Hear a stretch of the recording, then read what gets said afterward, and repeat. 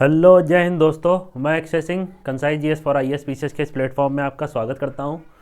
तो जैसा कि आपको पता होगा, हमारे चैनल पर जो एम लक्ष्मीकांत है 7वां एडिशन उसकी सीरीज़ चल रही है। उसमें हम कॉन्स्टिट्यूशनल बॉडीज़ कवर करने जा रहे हैं। इससे पहले मैंने प्रेसिडेंट के चैप्टर कवर किए हैं और जितने भी इंपॉर्टेंट टॉपिक हैं उनको हम बीच बीच से उठा के कवर कर रहे हैं, ताकि इस बुक को स्टार्टिंग से लेकर एंड तक पढ़ने में क्या होता है, बहुत बोरिंग हो जाती है और मन भी नहीं लगता है। तो इसमें बीच बीच से जितनी भी चीज़ें इंपॉर्टेंट हैं, आपका एग्ज़ाम भी आने वाला है, चाहे पीसीएस का हो चाहे यूपीएससी का हो, उसके लिए ये बहुत इंपॉर्टेंट है। तो हम इसको स्टार्ट करने जा रहे हैं आज किसमें, कॉन्स्टिट्यूशनल बॉडी का चैप्टर, जिसमें पहला चैप्टर हमारा कौन सा है, तो इलेक्शन कमीशन का है, तो ये निर्वाचन आयोग का है।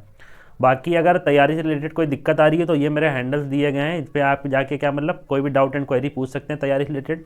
और जो लेक्चर की पीडीएफ है उसको पाने के लिए हमारा टेलीग्राम चैनल है, उसका लिंक जो होगा डिस्क्रिप्शन बॉक्स में प्रोवाइड करा दिया जाएगा। वहाँ से जाके आप लेक्चर की जो पीडीएफ है वहाँ पे ले सकते हैं, ठीक है। तो इसको हम स्टार्ट करेंगे आज, इलेक्शन कमीशन को देखेंगे अच्छे से, ठीक, पूरी चीज़ें समझेंगे। और साथ ही हमारे जो चैनल पे कंसाइज कीवर्ड जो प्रीलिम्स के लिए एग्जाम होता है, उसके कंसाइज कीवर्ड्स के नाम से एक इनिशिएटिव है, जो पूरा लेक्चर खत्म होता है उसको थोड़े से कीवर्ड्स में हम खत्म करते हैं। तो वही चीज़ हम दिखाएंगे आगे इसमें। तो स्टार्ट करते हैं, लेक्चर में लास्ट तक बने रहिएगा, ठीक है। ये लेक्चर आपके लिए बहुत इंपॉर्टेंट होगा। बेशक आपने बहुत जगह से पढ़ा होगा, एक बार यहाँ पे पढ़ के देखिएगा और क्वेश्चन सॉल्व करके देखिएगा। अगर आपसे क्वेश्चन सॉल्व हो रहे हैं या भी कोई किसी भी टेस्ट सीरीज़ के, ना कि पीवाईक्यू छोड़ दीजिए, पीवाईक्यू तो करिएगा, किसी भी टेस्ट सीरीज़ के उठा के देखिएगा क्वेश्चन, और जो चैप्टर आपने पढ़ा है अगर उससे सॉल्व हो रहे हैं तो फिर आप ज़रूर आके लेक्चर देखिएगा दोबारा, वरना आप कहीं और भी देख सकते हैं लेक्चर, ठीक है। तो बढ़ते हैं आगे, इसमें स्टार्ट करते हैं इलेक्शन कमीशन हमारा। तो स्टार्ट करते हैं इलेक्शन कमीशन, देख लेते हैं इसके बारे में क्या दे रखा है। तो इसमें जैसे दे रखा है शुरुआत में क्या दिया हुआ है, बैकग्राउंड थोड़ा, कि क्या जो हमारा इलेक्शन कमीशन है वो क्या है, एक स्थायी और स्वतंत्र निकाय है। ये आप सबको पता होगा। जो भी देश में इलेक्शन होते हैं, पहली चीज़ तो ध्यान रखिएगा क्या, तो इलेक्शन कमीशन के बारे में कुछ चीज़ ध्यान रख लीजिए। ये किसका किसका इलेक्शन देखता है, जो इलेक्शन कमीशन ऑफ इंडिया है, ईसीआई लिख देता हूँ यहाँ पे। राष्ट्रपति का ध्यान रखिएगा, ठीक, और जो राज्यपाल हो गए राज्यों के, और वाइस प्रेसिडेंट हो गए, ठीक है, और जो एमपीज़ हो गए, चाहे लोकसभा हो चाहे राज्यसभा हो, और जो विधायक हो गए, ठीक है। और विधायक कौन से, तो विधायक का नाम ध्यान रखिएगा, विधान परिषद की जो राज्यों में, और जो जहाँ पे विधानसभा है, तो जितने भी विधायक होंगे और विधान परिषद के हों चाहे विधानसभा के, उनका भी इलेक्शन कौन कराता है, तो इलेक्शन कमीशन कराता है। बसता कौन है, तो किसका इलेक्शन नहीं कराता है, इलेक्शन कमीशन ऑफ इंडिया। तो इतनी चीज़ ध्यान रखिएगा, इलेक्शन कमीशन ऑफ इंडिया जो है हमारा पंचायत और जो म्यूनसिपैलिटीज़ के इलेक्शन होते हैं, 73वें 74वें अमेंडमेंट से जोड़ा गया है, जिसको कौन सा इलेक्शन कमीशन इन दोनों के इलेक्शन नहीं कराता है। 73वें अमेंडमेंट से किसको जोड़ा गया, तो पंचायत को जोड़ा गया, ये ध्यान रखिएगा। पंचायत का इलेक्शन नहीं कराता है इलेक्शन कमीशन ऑफ इंडिया, और 74वें अमेंडमेंट से म्यूनसिपालिटीज़ को जोड़ा गया, तो उसका भी इलेक्शन नहीं कराता है इलेक्शन कमीशन ऑफ इंडिया। तो ध्यान रखिएगा, इसके लिए अलग से बनाई गई बॉडी स्टेट इलेक्शन कमीशन के नाम से, तो उसको ध्यान में रखिएगा, ठीक। तो यहाँ पे क्या दिया रखा है, ये स्थायी और स्वतंत्र निकाय है। गठन कब हुआ, तो देश में स्वतंत्र और निष्पक्ष चुनाव के संपन्न कराने के उद्देश्य से गठन किया गया, आपको पता होगा। अनुच्छेद कौन सा, 324। तो अनुच्छेद ध्यान रखिएगा, 324 के अनुसार संसद, राज्य विधानमंडल, राष्ट्रपति उपराष्ट्रपति के पदों के लिए निर्वाचन का संचालन, निर्देशन और नियंत्रण की जिम्मेदारी देता है। यहाँ पे राज्यपाल हटा दीजिएगा, मैं भूल गया, सॉरी। राज्यपाल जो है उसका तो अपॉइंटमेंट राष्ट्रपति द्वारा किया जाता है राज्यों में, ना कि उसका इलेक्शन होता है। तो ठीक है, ये ध्यान रखिएगा, ये गलती से मैंने स्टार्टिंग बता दिया था। तो ध्यान रखिएगा, ठीक, राज्यपाल राष्ट्रपति द्वारा अपॉइंट होता है, मैंने स्टार्टिंग में जल्दी में धोखे में बता दिया, तो ये चीज़ ध्यान रखिएगा। बाकी उपराष्ट्रपति का भी इलेक्शन यही कराता है, और मेंबर ऑफ पार्लियामेंट और विधायक जितने होते हैं इनका इलेक्शन नहीं कराता है। तो चुनाव आयोग अखिल भारतीय संस्था है, क्योंकि केंद्र और राज्य सरकार दोनों के लिए समान है। या उल्लेखनीय कि राज्यों में होने वाले पंचायत और नगर निगम चुनाव में चुनाव आयोग का कोई संबंध नहीं, इसके लिए भारत में अलग से निर्वाचन आयोग का गठन किया गया, जैसा मैंने बता दिया ऊपर, क्या राज्य निर्वाचन आयोग का गठन किया गया। स्ट्रक्चर देख लेते हैं किसका, इलेक्शन कमीशन ऑफ इंडिया का स्ट्रक्चर देख लेते हैं। तो अनुच्छेद 324 में चुनाव आयोग के संबंध में कुछ उपबंध किए गए हैं। तो ये कौन सी, पहले तो ध्यान रखिएगा, कॉन्स्टिट्यूशनल बॉडीज हम पढ़ रहे हैं, ठीक है, उसमें इलेक्शन कमीशन, और 324 में क्या कुछ संबंध में उपबंध कर रखे हैं। तो देखते हैं क्या, निर्वाचन आयोग जो होगा कैसे बनेगा, तो निर्वाचन आयोग का गठन होगा मुख्य निर्वाचन आयुक्त और अन्य आयुक्तों से मिलकर निर्वाचन आयोग का गठन होगा। नेक्स्ट दिया है क्या, मुख्य निर्वाचन आयुक्त और अन्य निर्वाचन आयुक्तों की नियुक्ति कौन करेगा, तो राष्ट्रपति करेगा। तो यहाँ ध्यान रखिएगा क्या, जो चीफ इलेक्शन कमिश्नर होते हैं, ठीक है, और जो अन्य आयुक्त होते हैं, ईसी होते हैं इलेक्शन कमिश्नर, तो उनकी नियुक्ति कौन करता है, तो राष्ट्रपति करता है, ठीक है। जब कोई अन्य निर्वाचन आयुक्त इस प्रकार नियुक्त किया जाता है तब मुख्य निर्वाचन आयुक्त निर्वाचन आयोग के अध्यक्ष के रूप में काम करेगा। तो यही दे रखा है, ठीक है। नियुक्ति बस ध्यान रखिएगा कौन करता है, तो राष्ट्रपति करता है। और निर्वाचन आयोग कैसे बनेगा, तो मुख्य निर्वाचन आयुक्त और अन्य आयुक्तों से मिलकर बनेगा। आगे दे रखा है क्या, कि राष्ट्रपति क्या करता है, निर्वाचन आयोग की सलाह पर प्रादेशिक आयुक्तों की नियुक्ति करता है, जिससे वह निर्वाचन आयोग की सहायता के लिए आवश्यक समझे। तो राष्ट्रपति किसके, निर्वाचन आयोग की सलाह पर राष्ट्रपति द्वारा प्रादेशिक जो आयुक्त होते हैं उनकी भी राष्ट्रपति द्वारा नियुक्ति की जाती है, लेकिन किसकी, तो निर्वाचन आयोग की सलाह पर।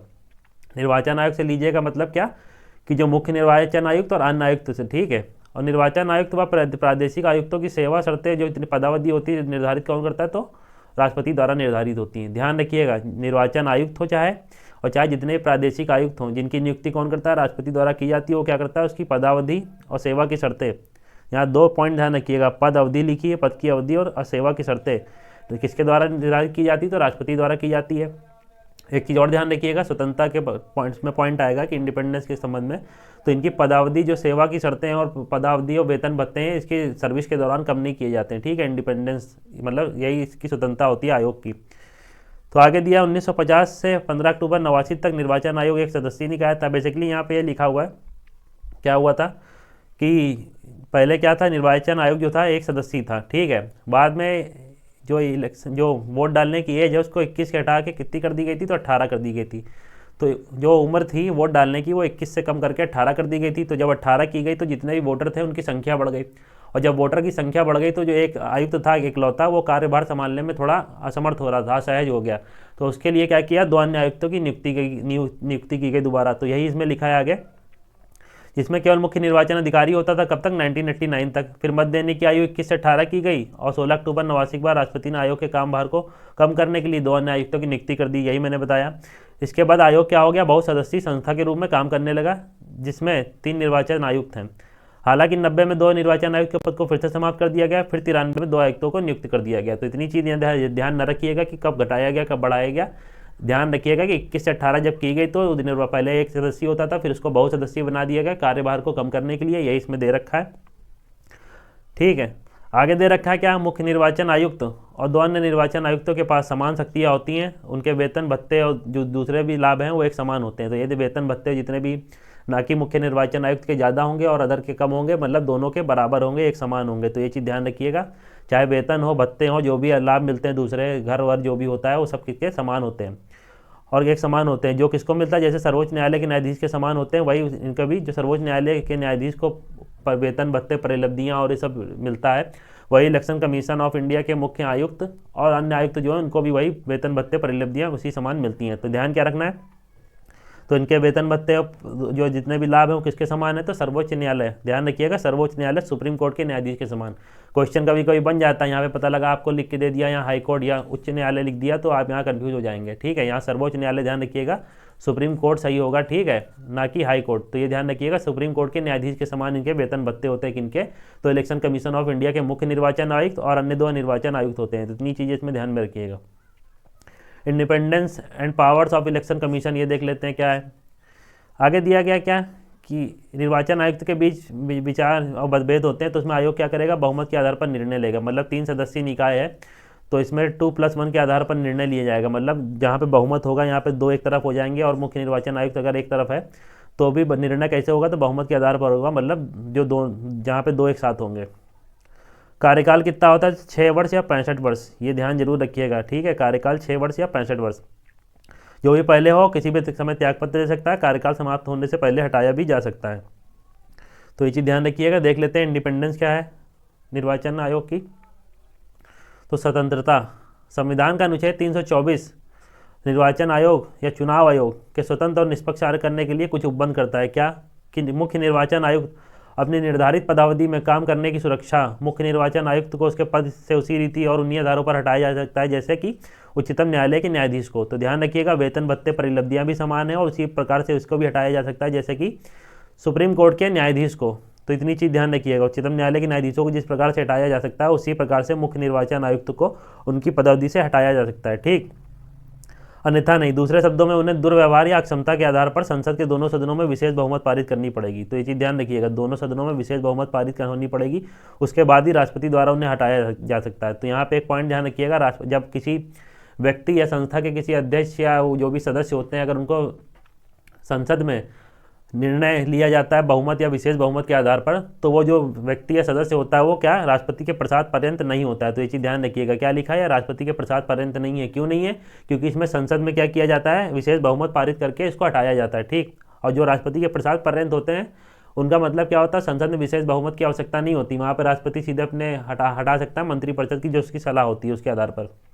आगे दिया गया, हालांकि राष्ट्रपति इनको नियुक्त करता है लेकिन ये राष्ट्रपति के प्रसाद पर्यंत कार्य नहीं करते हैं। ठीक है, ये इनकी इंडिपेंडेंस मतलब स्वतंत्रता इनको दी गई है, पहला ये पॉइंट हो गया। दूसरा क्या, जो इनको स्वतंत्र बनाता है चुनाव आयोग को, तो मुख्य निर्वाचन आयुक्त की सेवा की शर्तें उसकी नियुक्ति के पश्चात में अलाभकारी परिवर्तन नहीं किए जा सकते हैं। ठीक है, जो भी उसकी सेवा शर्तें हैं उसमें अलाभकारी परिवर्तन नहीं किए जा सकते। मतलब क्या है इसका, कि अगर मतलब मान लीजिए वो अपने पद पे है और उसको कुछ सेवा शर्तें अच्छी खासी मिल रही हैं, उसकी सैलरी ये है और जो सेवाएं मिल रही हैं, घर वर मिल रहा है, अब उसको कम नहीं किया जा सकता है। ये इसलिए ये प्रावधान किया गया उसकी सेवा के दौरान, क्योंकि मतलब अगर उसको कम किया जाएगा तो कहीं ना कहीं वो दबाव महसूस करेगा और किसी के प्रभाव में आके काम कर सकता है। तो इसीलिए ये प्रावधान किया गया कि अलाभकारी परिवर्तन नहीं हो सकते उनके में। आगे अन्य निर्वाचन आयुक्त और प्रादेशिक आयुक्त को मुख्य निर्वाचन आयुक्त की सिफारिश पर ही हटाया जा सकता है, अन्यथा नहीं हटाया जा सकता। आगे दिखा है, हालांकि निर्वाचन आयोग को स्वतंत्र निष्पक्ष काम करने के लिए संविधान के तहत दिशा निर्देश दिए गए, लेकिन इनमें क्या है, कुछ दोष भी हैं। जैसे दोष देख लेते हैं क्या, संविधान में निर्वाचन आयोग के सदस्यों की अर्हता संविधान में निर्धारित नहीं की गई। तो मतलब यहाँ पे इन लोग का कोई अर्हता नहीं दी गई कि कितनी अर्हता होगी, क्या होगा, जिस आधार पर इनके अध्यक्ष और जो भी अन्य सदस्य होंगे अन्य आयुक्त उनको नियुक्त किया जाएगा। तो यहाँ पे कोई अर्हता का प्रावधान नहीं दिया गया है, ना कि ही विधिक, ना ही शैक्षणिक, ना प्रशासनिक, ना न्यायिक, कोई अर्हता नहीं दी गई है। दूसरा दिया गया, इसमें संविधान में इस बात का उल्लेख नहीं किया गया कि निर्वाचन आयोग के सदस्यों की पदावधि कितनी होगी। ये पॉइंट्स ध्यान में रखिएगा, ये क्वेश्चन पेपर में बनते हैं। ठीक है, कि निर्वाचन आयोग का जो 6 वर्ष और 65 वर्ष का कार्यकाल है ऐसा संविधान में वर्णित है, ऐसा संविधान में कहीं वर्णित नहीं है। राष्ट्रपति इसको तय करता है। तो ये चीज़ ध्यान रखिएगा, जो ये 6 यहाँ पे जैसे दे रखा है क्या, ये 6 और 65 वर्ष कार्यकाल दे रखा है, ये संविधान में कहीं वर्णित नहीं है। क्वेश्चन बनता है इससे। ठीक है, ये संविधान में कहीं वर्णित नहीं है, ये राष्ट्रपति ही तय करता है। तो यहाँ पे ध्यान रखिएगा, तो वही इसमें लिखा हुआ है, उल्लेख नहीं है कहीं पदावधि का। आगे क्या है, संविधान में सेवानिवृत्ति के बाद निर्वाचन आयुक्त को सरकार या अन्य दूसरी नियुक्तियों पर रोक नहीं लगाई। मतलब ये पुनर्निर्वाचन के भी पात्र होते हैं, इनकी को पुनर्नियुक्ति पर कहीं रोक भी नहीं लगाई गई है। तो ये भी बताया गया है। तो ये सब क्या दिए गए, स्वतंत्र और निष्पक्ष काम करने के लिए दिया, बताया तो गया है, लेकिन ये क्या कुछ दिशा निर्देश हैं जिनके कुछ दोष हैं, ये सब दोष दे रखे हैं। अर्हता नहीं दी गई है, कार्यकाल नहीं इनका बताया गया है, इनकी पुनर्नियुक्ति पर रोक नहीं लगाई गई है, ये सब चीज़ें ध्यान रखिएगा। नेक्स्ट देखते हैं इसकी क्या पावर एंड वर्क या शक्ति और कार्य देख लेते हैं इलेक्शन कमीशन के। तो संसद, राज्य के विधानमंडल, राष्ट्रपति, उपराष्ट्रपति के पदों के निर्वाचन के संदर्भ में चुनाव आयोग की शक्ति और कार्य को 3 श्रेणियों में विभाजित किया गया है, विभक्त किया गया है। तो ठीक है, पहली बात ध्यान रखिएगा, जितनी भी कॉन्स्टिट्यूशनल बॉडी हैं उनको ध्यान रखिए, वो क्वासी जुडिशियल भी कही जाती हैं। ठीक है, क्योंकि इनको सिविल न्यायालय की शक्तियाँ प्राप्त होती हैं, किसी को सम्मन नंबर जारी कर सकते हैं, तो ये क्वासी जुडिशियल भी इनको शक्ति प्राप्त है। तो देख लेते हैं इसको 3 शक्ति, इसकी जो शक्ति और कार्य उसको 3 श्रेणी में कैटेगरी किया गया है। पहला प्रशासनिक, सलाहकारी और अर्धन्यायिक। तो विस्तार में शक्ति और कार्य इस प्रकार हैं। पहला देखते हैं क्या, संसद के परिसीमन आयोग अधिनियम के आधार पर समस्त भारत के निर्वाचन क्षेत्र का भूभाग निर्धारित करना किसका कार्य है, तो यही किसका, इलेक्शन कमीशन का कार्य है। दूसरा, समय समय पर निर्वाचक जो नामावली तैयार की जाती है और सभी योग्य मतदाताओं को पंजीकृत करना, ये भी किसका कार्य है, तो ये भी इलेक्शन कमीशन का कार्य है। दूसरा, ये सब आप ऐसे ही देख के बता सकते हैं, नामांकन पत्रों को परीक्षण करना, साथ ही राजनीतिक दलों को चिन्ह आवंटित जो किए जाते हैं और किसी राष्ट्रीय पार्टी को, राजनीतिक दल को मान्यता देना, राष्ट्रीय पार्टी या राज्य पार्टी के रूप में। विवादों से संबंधित जांच के लिए अधिकारी को नियुक्त करना, निर्वाचन के समय राजनीतिक दलों और उम्मीदवारों की आचार संहिता का निर्मित करना, ये सब चीज़ें आप पढ़ लीजिएगा, ना कि prelim mains point of view से इनको आप लिख सकते हैं, प्रीलिम पॉइंट ऑफ व्यू से इतने इंपॉर्टेंट नहीं है। तो ये सब चीज़ें देख सकते हैं। संसद सदस्यों की निरर्ता से संबंधित मामले में राष्ट्रपति को सलाह देता है। विधान परिषद के सदस्यों की निरर्ता से संबंधित मसलों पर राज्यपाल को परामर्श देता है। रिंगिंग, मतदान, लूट की हिंसा, ये सब चीज़ें को निर्वाचन रद्द कर सकता है इन आधार पर। कर्मचारियों के लिए आवश्यकता के राज्यपति और राज्यपाल से आग्रह कर सकता है। समस्त भारत में स्वतंत्र निष्पक्ष चुनाव तंत्र के पर्यवेक्षण करता है। तो ये सब इसके कार्य दे रखे हैं, तो ये सब कार्य हैं इसके। तो ठीक है, इतनी चीज़ ध्यान रखिएगा। आगे देखते हैं, आगे क्या है, आगे कुछ और कार्य दे रखे हैं। राष्ट्रपति को सलाह देना कि राष्ट्रपति शासन वाले राज्य में 1 वर्ष समाप्त होने के पश्चात निर्वाचन कराए जाएँ। ये कौन देता है सलाह, तो ये निर्वाचन आयोग ही देता है कि जहाँ पे राष्ट्रपति शासन खत्म हो गया वहाँ 1 वर्ष की समाप्ति के पहले निर्वाचन कराया जाए। निर्वाचन के मद्देनजर राजनीतिक दलों को पंजीकृत करना और निर्वाचन में प्रदर्शनों के आधार पर उसे राष्ट्रीय और राज्य स्तरीय दल का दर्जा देना, जैसे भी हाल ही में जो कौन सी आम आदमी पार्टी है, आप ध्यान रखिएगा, आम आदमी पार्टी को छठवां राजनीतिक दल का दर्जा मिला है, ये करंट में है। बाकी तीन तीन पार्टियों को हटाया गया और छठवीं जो आप मतलब वर्तमान में अगर स्थिति देखें देश में कितनी राष्ट्रीय पार्टी है तो 6 हैं, ठीक है। आम आदमी पार्टी को हाल ही में दर्जा मिला हुआ है, तो यही ध्यान रखिएगा। सारे दर्जे कौन देता है, तो इलेक्शन कमीशन देता है। निर्वाचन आयोग की सहायता व उप निर्वाचन आयुक्त को नियुक्त करते हैं, वे सिविल सेवा से लिए जाते हैं। क्या निर्वाचन आयोग की सहायता उप निर्वाचन आयुक्त करता है, और जो उप निर्वाचन आयुक्त होता है वो कहाँ से लिए जाते हैं, सिविल सेवा से लिए जाते हैं। आयोग द्वारा उन्हें कार्यकाल व्यवस्था के आधार पर लिया जाता है। उन्हें आयोग के सचिवालय में कार्यरत सचिवों और संयुक्त सचिवों, उप सचिवों व अवर सचिवों द्वारा सहायता मिलती है। तो ये सब इसके कार्य हैं। राज्य स्तर पर निर्वाचन आयोग, राज्य निर्वाचन आयोग की क्या करेगा, राज्य निर्वाचन आयोग की सहायता मुख्य निर्वाचन अधिकारी करते हैं। तो राज्य स्तर पर क्या होता है, राज्य निर्वाचन आयोग की सहायता कौन करता है, तो मुख्य निर्वाचन अधिकारी करता है, जिसकी नियुक्ति मुख्य निर्वाचन आयुक्त राज्य सरकारों की सलाह पर करता है। तो ये सब चीज़ें इतनी ध्यान न रखिएगा।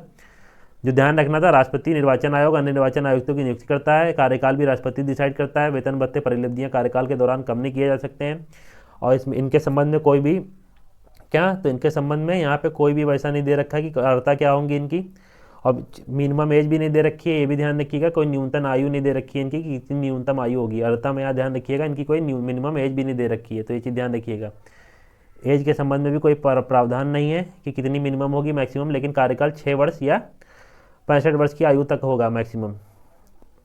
तो ये सब चीज़ें देख लीजिएगा। आगे दे रखा है दृष्टि, लक्ष्य और सिद्धांत जो इलेक्शन कमीशन के हैं, देख लेते हैं। दृष्टि क्या है, भारत का चुनाव आयोग श्रेष्ठता का एक संस्थान बनना चाहता है। ऐसा वह भारत तथा विश्व में सक्रिय क्रियाशीलता, भागीदारी तथा चुनावी लोकतंत्र को गहराई और मजबूती प्रदान करके कर रहा है। लक्ष्य क्या है, भारत को चुनाव आयोग स्वतंत्र, स्वायत्त और अखंडता को बनाए रखता है। स्टेक होल्डर, यहाँ मतलब यहाँ क्या है कि उपलब्धता, समाहितता और नैतिक भागीदारी को सुनिश्चित करता है। या स्वतंत्रता, स्वतंत्र, दोषयुक्त और पारदर्शी चुनाव को संपन्न कराने के लिए उच्चतम पेशेवर मानदंडों का पालन करता है, ताकि सरकार एवं चुनावी लोकतंत्र में विश्वास मजबूत हो।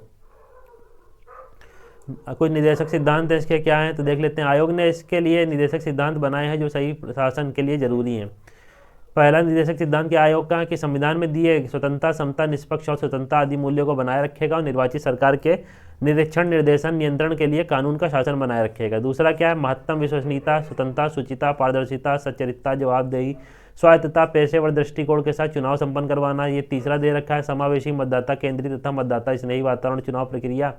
तो ये सब चीज़ें आप पढ़ लीजिएगा। कोई प्रीलिम्स पॉइंट ऑफ व्यू से तो कुछ इंपॉर्टेंट नहीं है, और इतना ज़्यादा डेप्थ में अगर लिखना चाहे तो इसमें कुछ सारी चीज़ें लाइन लिख सकते हैं इलेक्शन कमीशन के लिए। ध्यान यहाँ पे रखिएगा कुछ क्या, तो इलेक्शन कमीशन का अनुच्छेद ध्यान रखिएगा। आगे मैं लिख देता हूँ सारे कंसाइज कीवर्ड जो इलेक्शन कमीशन के हैं, ठीक है। तो यहाँ पे आप कुछ कीवर्ड देख सकते हैं, मतलब जो भी आपके प्रीलिम पॉइंट ऑफ व्यू से इंपॉर्टेंट है, तो इनको जैसे मैंने लिख दिया क्या, जैसे यहाँ पे इलेक्शन कमीशन ये लिखा हुआ है। आर्टिकल ध्यान रखिएगा किस में है इलेक्शन कमीशन, तो 324 में है। ये संवैधानिक बॉडी है हमारी और अर्धन्यायिक भी, तो ठीक है। ये चीज़ 2 कीवर्ड ध्यान रखिएगा क्या, 324 अनुच्छेद ध्यान रखिएगा। अनुच्छेद मतलब संविधान में वर्णित है तो इसलिए संवैधानिक हो गया, और अर्धन्यायिक है, अर्धन्यायिक बॉडी है, ठीक।